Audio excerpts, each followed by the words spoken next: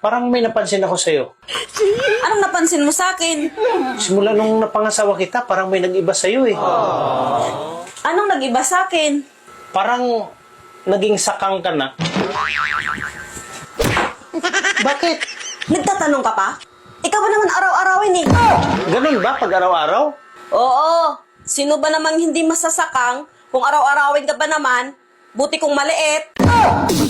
Hindi naman kita yun araw-araw ah. Anong hindi? Diyan nga kita madalas lambingin oh, paggabi. Hindi naman ako umuupo dyan paggabi ah. Huwag ka ngang magkunyari, mas gusto kong lambingin kita pag doon ka nakaupo. Bakit? Anong meron dyan? Pag dyan ka kasi nakaupo, parang ang liit ng size mo. Pag doon sa kabila, ang laki. Never nga akong umupo dyan. Kaya nga, pag doon ka nakaupo, doon na ako naglalambing sa'yo.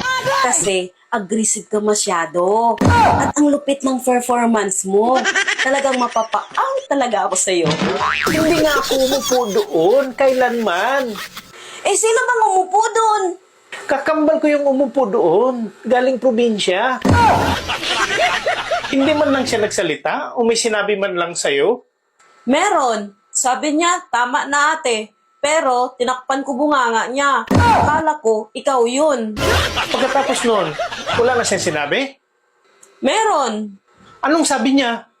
Sabi niya, bilisan mo ate. Ano naman ginawa mo? Binilisan ko rin ang todo. Utos mo eh.